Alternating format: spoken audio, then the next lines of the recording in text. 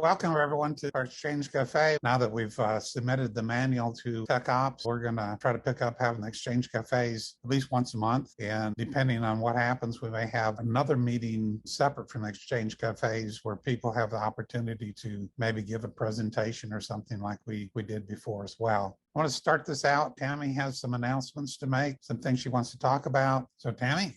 Yep, let me start sharing my screen. Thank you for that.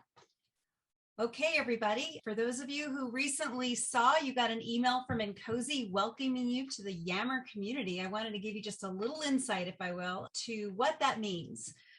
On the screen that I'm showing right now, hopefully it's shared, is our requirements working group Yammer community page. This is pretty new. We have been exploring the usage of Teams, Microsoft Teams in the INCOSE community, and the leadership has been setting up various people to get access to Teams. And recently they wanted to start giving a platform for working groups and chapters and others to have a more of a social collaboration site. So this was set up rather recently, and you would have hopefully have all received an invitation to join with an account.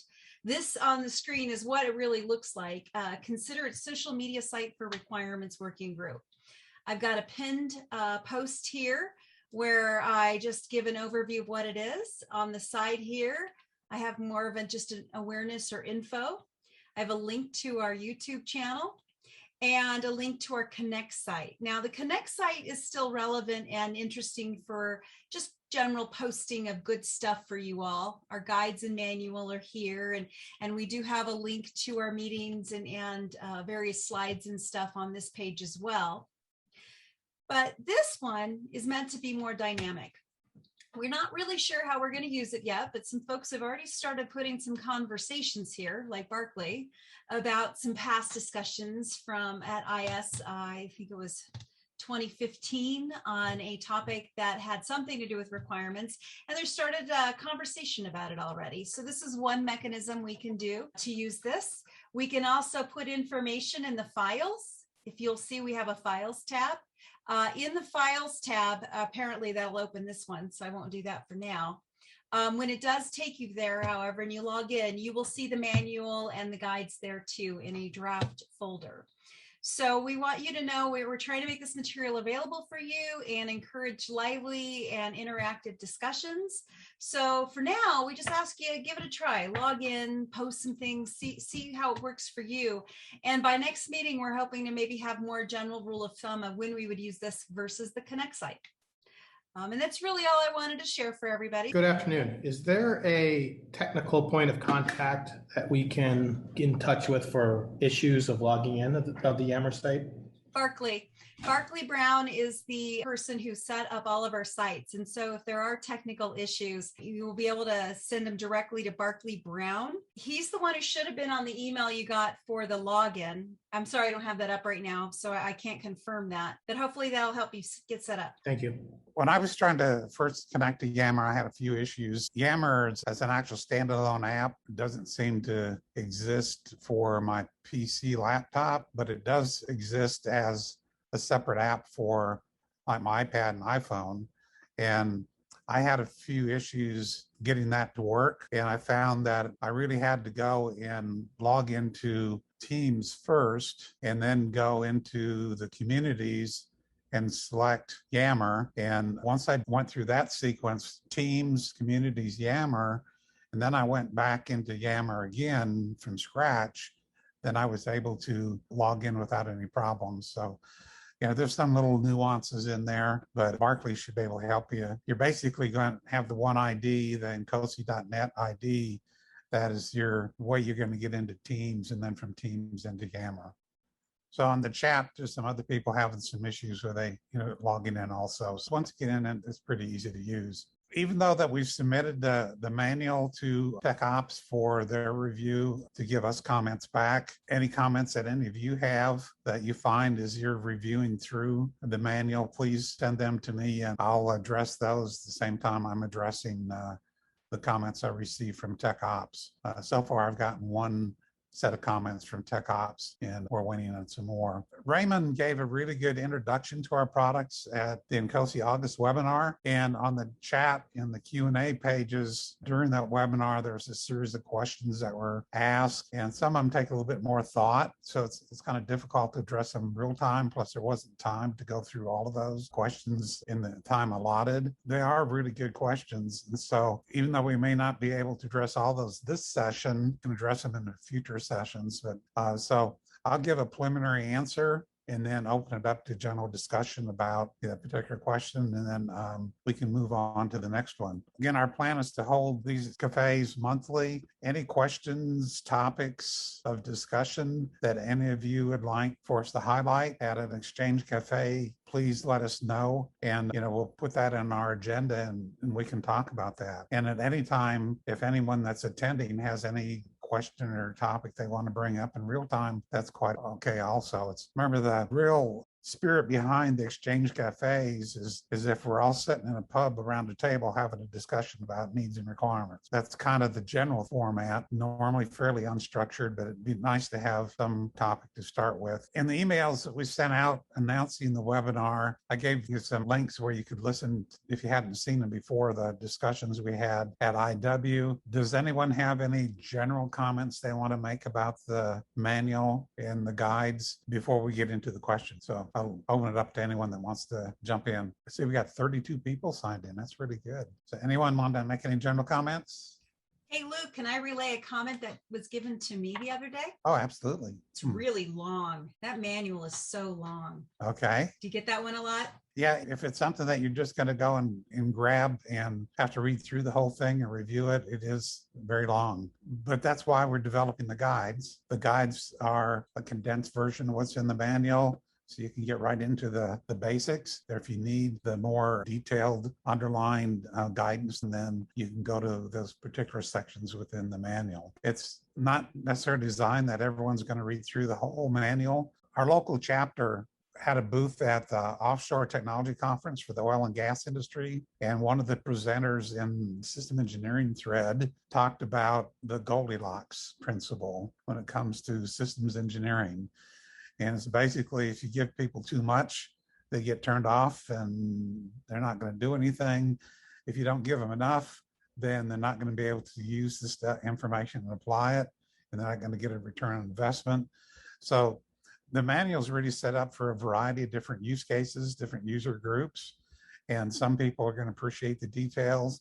Others will want to be able to just jump to one section and find out information. Others may want to start with the guides and then go back to the manual. And everything that's in the manual, it's kind of like a big general framework, but one size doesn't fit all. And I don't know that any organization is probably going to do everything exactly as it says in the manual. So the intent is for everyone to use that as a base of knowledge and then tailor what best fits their organization, their culture, and their product line. I like Tony's follow-on chat. I'm assuming that was a follow-on, Tony. The title is long too. Yeah, the history of the title. An overall concept of the manual is that it's just like the title, the last part of the life cycle. So, our intent was to talk about needs and requirements, but not put them in the silo, but to talk about needs and requirements as they are the common thread across the whole system engineering technical processes. And in that regard, you really can't separate verification validation from needs and requirements. They're very tightly coupled. And so the manual was called Needs and Requirements Lifecycle Manual, but for some stakeholders, to them, when they look at it, that's all it was, is about needs and requirements. Really, I would say probably 60-70% of the manual is really verification validation in some form, whether you're verifying validating the needs, the requirements, the design, or the actual system, and contractor considerations for that. The one stakeholder is saying people aren't going to want to go to the manual for verification validation because they think it's just needs and requirements. And so to address that issue, we added verification validation to the title. So when people look at the title, it gives them a good idea of what is addressed in the manual. While it is kind of a mouthful to look at the title, in order for people to really understand what's in it, we needed that long title. Raymond says, no one can accuse us of false advertising. Good comments. The manual's very useful. Any other general comments on the manual? Yeah, in general, Carlo from Italy. We try to use it in a couple of in our working group, verification and validation working group. Okay, and we use it. And one prerequisite before looking for addresses and hints, which are very useful. We found hints we needed, and so the manual performs its work. It's to understand before the structure of the manual. So it were necessary before to go through the structure, before then looking for specific questions to be answered. But once the structure and the aim were understood, and this didn't take too long, then the manual was useful. Yes, thank you for the great work. I think once people are familiar with the manual and the two guides, I think most will want to go to one of the other guides, depending on what their area of interest is, and look at the condensed versions. If they want that more detailed guidance on a specific thing, then they can go back up to the manual. Ideally, it'd be nice if all the contents of all three documents were fully electronically integrated, so you could just click on links if you want to know more information. That would be a different structure we could address sometimes.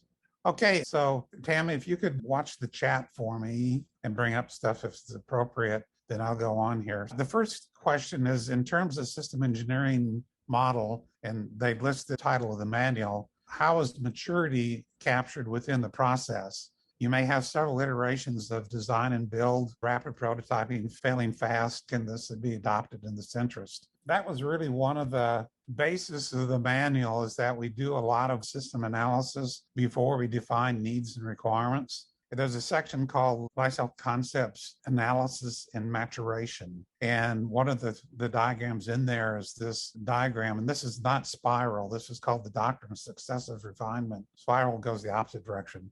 We do the elicitation, we come up with the preliminary lifecycle concepts, and then we're going to go through the model to develop analysis and maturation, trade space, do feasibility assessment.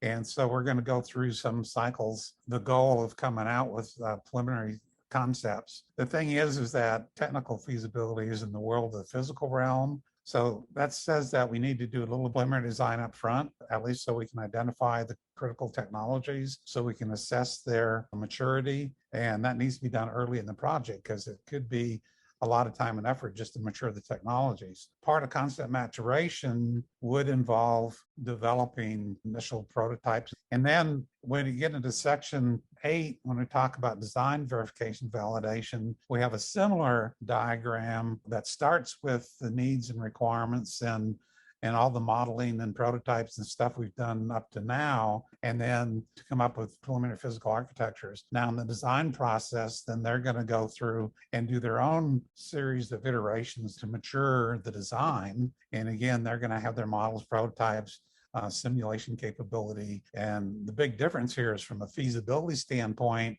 the technology readiness of the critical technologies should have been probably around 6 at this point in time, whereas in the early, it was probably TRL level 3 or so on. So in answering the question, that whole concept of iteration is fundamental to what's in the manual. So that's my answer to that question. Does anyone else have any comments on that question? What about this idea of rapid prototyping? I thought that was an interesting example in the question. Failing fast. That's where I'm saying that in the past, a lot of the design work was done after the requirements were baselined and the team was given a set of requirements. So in the manual, we're kind of moving some of that preliminary work actually before we define the needs and requirements. So part of the life cycle analysis and maturation can definitely include some rapid prototyping, testing it out. And if it doesn't work, then you start over. But a big thing is we're trying to establish feasibility. And in the guide for writing requirements, feasibility has always been a key characteristic of both the needs and the requirements. And I don't see how we can actually say what we're asking for is feasible if we haven't done some preliminary work like this. Rapid prototyping, failing fast, concepts, I think, fit very well into this. And just a quick comment there, is Henrik. I think rapid prototyping is a means to do that kind of validation of needs and kind of follow through into requirements and design. I see it a little bit more as a method to get to that validation. You can use many different techniques to achieve that, but that's a little bit how I see it, and we also use that.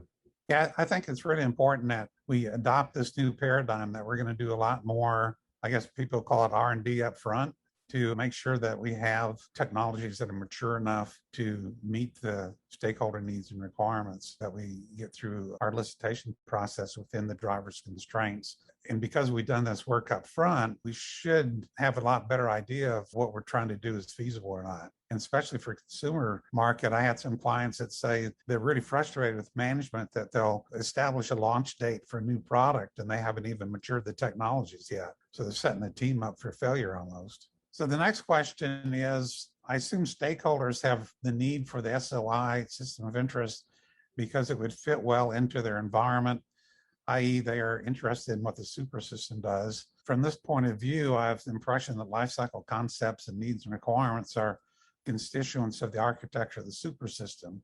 How accurate is such an understanding? I think it's very accurate. When you really think of the intent and underlying definition of system validation is, does the system meet its intended purpose in its operational environment when operated by its intended users? The manual is really big about, talking about the super system, holistic approach. How does your system of interest fit into the larger system it's part of? And that also goes into the concept of continuous integration, because you're really talking about behavior of a system as a function of the interaction of the parts. So the interaction of your system of interest with the systems in the super system are critical to a successful system. By the way, we are very happy with what Henrik did. Feel free to unmute or even show your video. If you guys want to participate, this is a dialogue.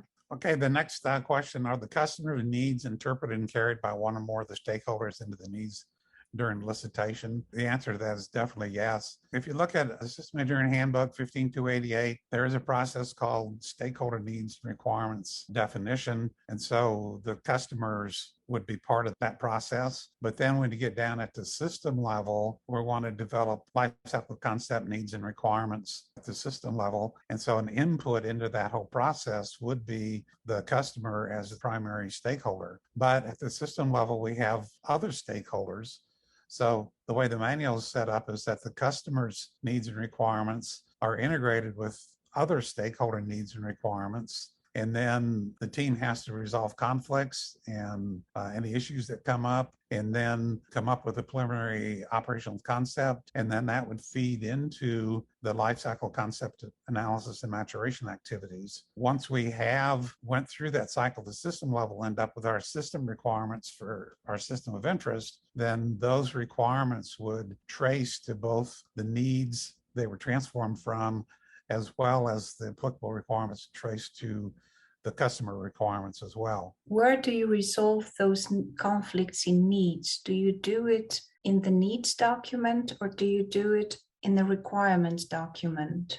That's where we talk about the lifecycle analysis and maturation part of it, is that the conflicts that you have during elicitation, because if you go and talk to 10 different people, you're probably going to have conflicts. They're going to have a different vision for what they want. They may have expectations that are actually in conflict with the constraints or in conflict with another stakeholder. So the project team is going to need to work with the stakeholders to resolve those conflicts as part of documenting the preliminary set of concepts, and then addressing feasibility of that during the lifecycle analysis and maturation activities. So when they document the set of needs, then those conflicts should have been already addressed. Hey, Lou, interesting question about a document. Did you want to expand on what we're thinking when people say we're going to have a document? Oh, yes. Yeah, one thing that's in the manual is, I think if you do a word search, you won't find the word document. One of the underlying things about the manual is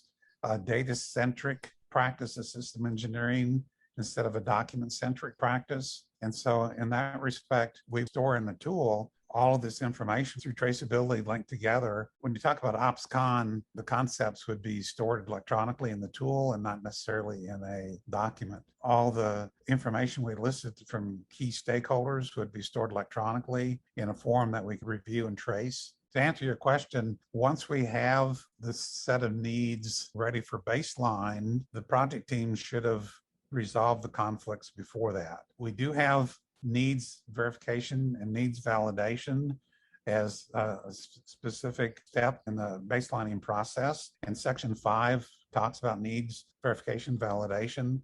And so the validation part of that would make sure that the needs clearly communicate the expectations of the stakeholders.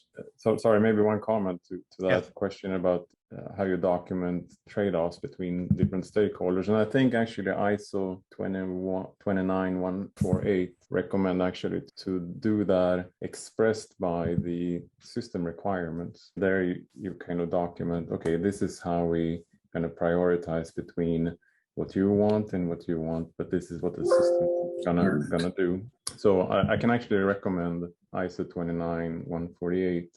I think that elaborates pretty good on that topic. Anyone else? Before you go to your next question, can you see the chat? There's a comment from Bill Stone that I thought you might want to look at and maybe discuss before we move on to the next item. Okay, regarding webinar core 1 maturity, may have some other techniques for assigning value. For example, design for reliability, degree of familiarity with interaction between failure modes and mitigating features of the design, application of these measures along the way, detailing implementation may provide a way to view maturity, growth curve. So could you comment on that, Bill, based on what I was talking about? Yes, providing the comment 10 minutes after the topic. I just meant to put it out there for information. As we go through and each layer of the system and consider implementation approaches and begin to trade them off, and one of the value measures that we might make from a detailed view, evaluate aspects of the implementation and answer the question, have we done this before? Has this been done before? Is the relationship of the physics behind the design's interaction failure mode well-known concepts, or are they complicated? Ways of determining the likelihood that we are going to be able to apply this particular design feature and experience the intended outcome at the end. This is a measure that we'll do early on as we're entering into a trade-off for different solutions. We have it identified as one of our requirement validation measures. And the measure for us at this point is just, have we done this assessment? Not so much what the outcome is. That might be something for the future, but just has somebody looked at our intended implementation from the standpoint of pedigree and our experience with it. So I thought there's other techniques out there for relating pedigree and level of experience with design decisions. Those are all questions that are very valid. So when we talk about lifecycle concept analysis and maturation, those would be definitely part of the discussion. We note that all these activities are governed by an organization's internal requirements and processes for doing a specific activity. So within your organization, early on, you have a checklist of these types of questions. So any project that comes along would be guided by that checklist. You know, have they considered all those things? And that's in our overall model of the process. Yes, I think it's very nice for handling it. Thank you. Lou, can I ask a clarifying question to something you said in number 3? Yes, Joe. I want to clarify or ask your clarification. We're not moving away from documents per se. Documents are simply a view of the models, and the models remain the source of truth. Is that correct? Is that what you meant? Or am I interpreting it? Yeah, Okay. so I don't know if you read our white paper, Integrated Data as a Foundation of System Engineering. It's a product that the Requirement Working Group put out 2 years ago. It's available on the store. We developed that white paper in response to the MBSE initiative when it first came out. What we concluded and what we proposed in that white paper was that MBSE is really about developing a data and information model of our system of interest, as well as the system engineering lifecycle activities and artifacts, requirements, and models and diagrams and needs and whatever are all visualizations of that data and information model. Ideally, we'd have all that data in that one integrated, federated location. And so that would represent the single source of truth. And as such, from a configuration management standpoint, we would want to focus more on configuration management of that data and information model rather than the individual visualizations of the information in that model. And I think that's one of the big advantages of a data-centric view of system engineering, is that you have a single source of truth, and that's what's really managed. Anytime you print out a document, try to do configuration management of it, by definition, it's out of date the data is printed. And that's why ISM 9001, you're really supposed to put in a statement on the front of the document that it was only valid at the date of printing. Yeah, Joe, thanks for bringing that out. That's exactly what the intent is of the data-centric underlying concept of what's in the manual and our guides. Any other comments? Yeah, an important point that you remarked. We assume that the stakeholders and the users and the customers, are in the same concept. But one important thing to underline is that the stakeholders are normally filtering several needs coming from the operational field, etc., condensing it and resuming and averaging requests. So, in my opinion, it's important sometimes. For example, there is one plant we have to install an equipment, and there is one plant where the production manager has some very specific needs that is not exactly expressed in the need by the stakeholder, because the stakeholder includes more requests, different requests from different plants, different customers, etc., etc. So it's important for me to be sure that in case you have to do something important also for that customer, to be aware that also his needs are correctly represented and not hidden or implicit under the averaging on the stakeholder. If the stakeholder and the customer is the same, no problem. If it's not the same and there is several customers for one stakeholder, in that case can be an issue sometimes. Thanks for the comment. And that's why the approach that we have is that, you know, some organizations, especially contract-based organizations where they receive a set of requirements from the customer, they treat that set of requirements as the set of system requirements. In the approach that's in the manual, that's just an input into the overall process. Because like you said, internally to our organization, those that have to manufacture the system, they may have their own set of requirements. And we may have our own internal enterprise requirements that we do for branding and for our products. There's a variety of stakeholders. There's a concept of voice of the customer. I always think it should be VOX instead of VOC, voice of all the stakeholders. And the customer is a very important stakeholder, but they're not the only stakeholders. And so they're not the only source of requirements. This is an area that I find interesting, having dealt with supplier and customer relationships. I have found many carry the idea that what's in the contract is all you need to do, and anything else is extra work and not specified. But what I found is if we don't take the time and understand all the things that impact our product development and production and test, we will miss several requirements that we will need to derive.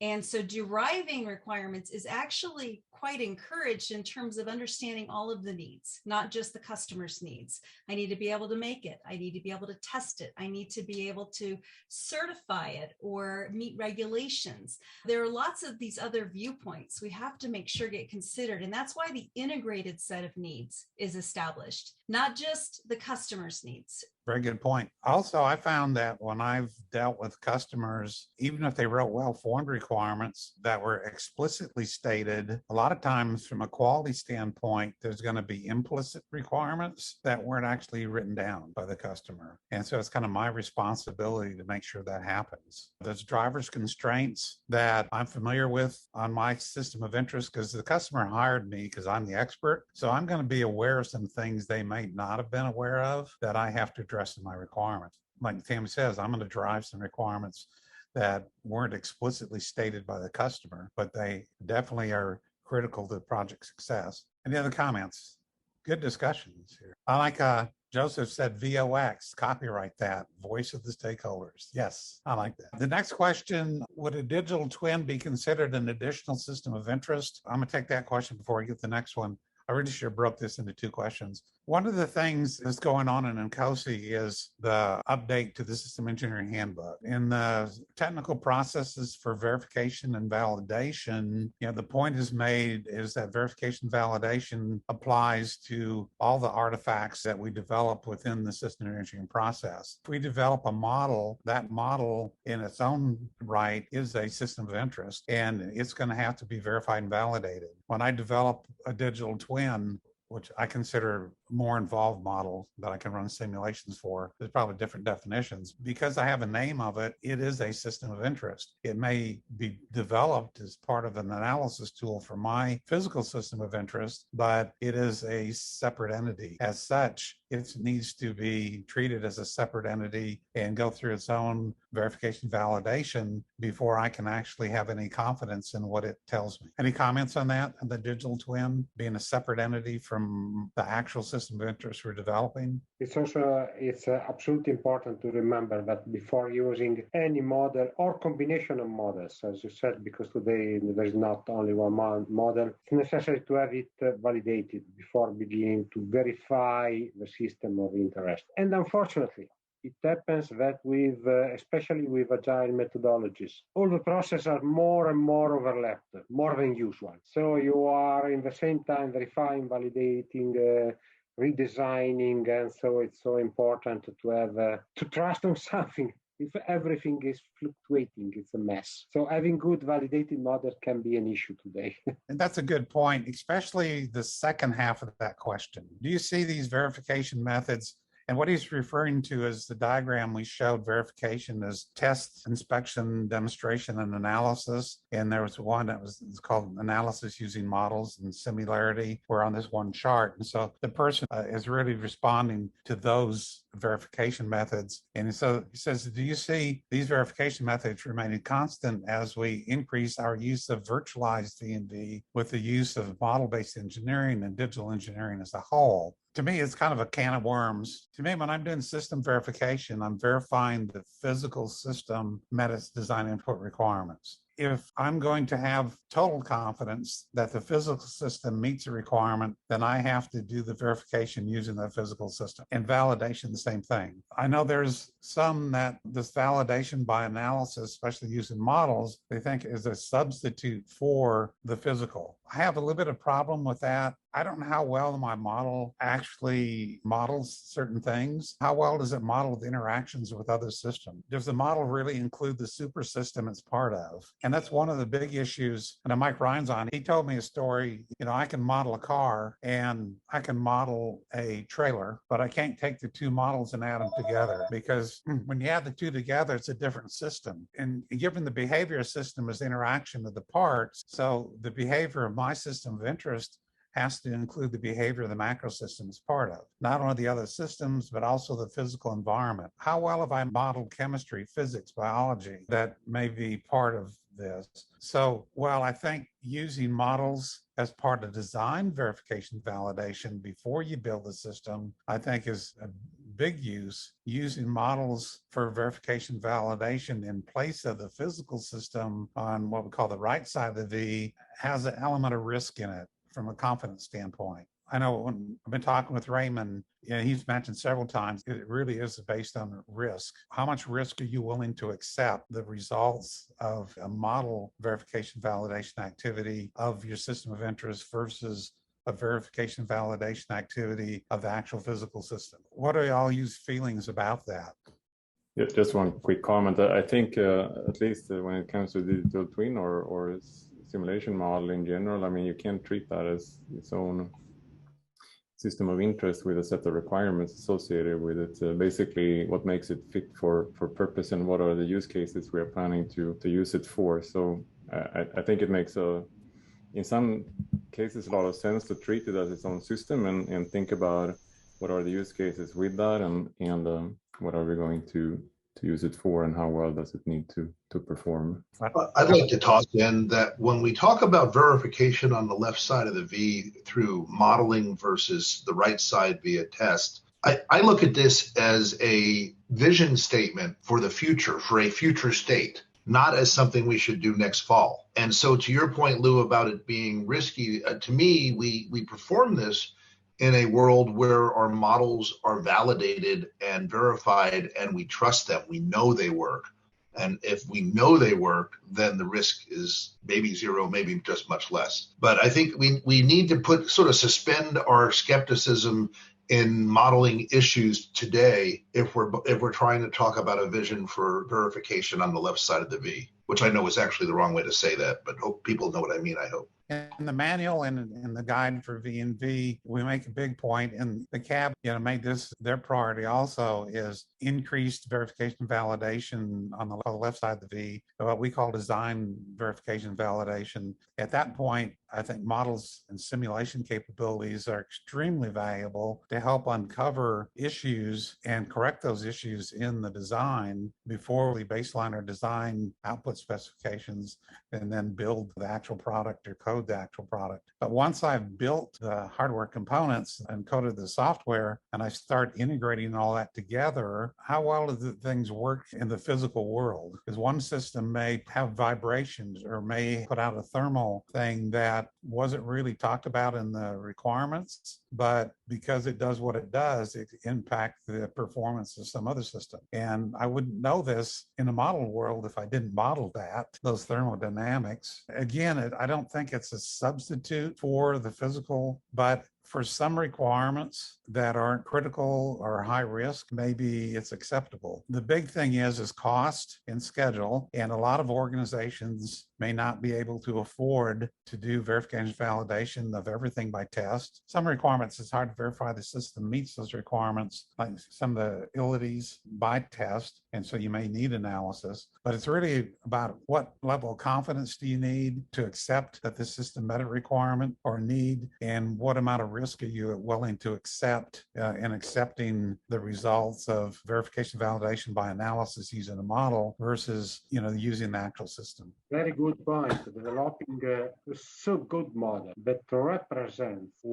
reasonably well, at least one aspect that can be so costly that the physical way is somehow shorter, or part of a physical way, and that the software and that the hardware, etc. So digital twins are wonderful, but the effort to develop them can be heavy, and the representativeness is always under question. You're right. If you go to the space shuttle, when it was first launched, there was a whole lot of requirements that the real verification by test would only occur if you launched it. And so analysis was a big part of it. It's interesting that the technology as far as modeling and simulation capability back then versus today is so much different. A lot of the models back then were Excel spreadsheet, but that was all they had. And then they flew what they called DFI, Developmental Flight Instrumentation, to collect data on the initial flights. So then they could use that data as part of system verification validation. Today's world, a lot of that, we could have had a lot higher confidence in our systems and our spacecraft because we have the technology and modeling is so much better today, so much more mature. Hey, Lou, I hate to break it up, but did you check the time? Yes, I just noticed we got a few minutes left. Yeah, there's no more questions in terms of here, okay? Because I don't think we have enough time, but maybe we can get some parting thoughts from folks. And when I meant no more questions, I meant no more Lou's presentation questions. We'll save those for another cafe. Anybody else want to unmute, maybe come in and share some parting thoughts with us on the discussions today? Hey, well, I just want to say I think there's just a tremendous amount of work into this document, and I really appreciate it, and the quality and the depth, and it's very usable. And the fact that we have the manual and the guides is really helpful from a practitioner's perspective. So I really think this is a fantastic tool set. Thank you so much. Yeah, I really appreciate that feedback. Thank you so much. This is actually an amazing amount of work over several years with a lot of people, and I really respect how much Lou spent also pulling a lot of that together. But I'll tell you, we're trying to listen to the community. I think one of the questions is, are we following the idea of understanding an integrated set of needs in our own process and working through our process in developing the manual and the guides? And one of the key things we've been trying to do is understand the needs of the stakeholders when we put this material together.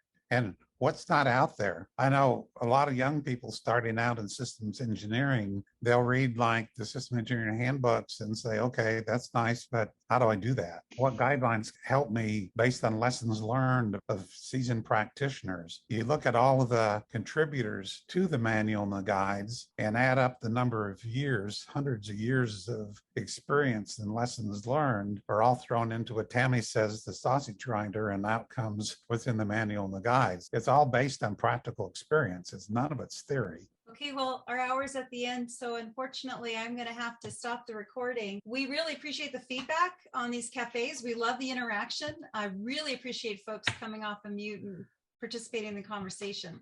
So we'll set up another one of these and we'll continue on some of the questions. But I also want to encourage you guys to try Yammer, maybe post some questions there for more real-time interaction. And we can try and also cull some topic points that we may want to bring up in future cafes as well. Oh, that's a good idea. Discussions we have on Yammer, we can pull into the cafes. Yeah. Great. Lou, any parting thoughts? If anyone has any topics or specific questions you want to be addressed in this forum, send Tammy or I an email and we'll make sure that it's included on a future cafe.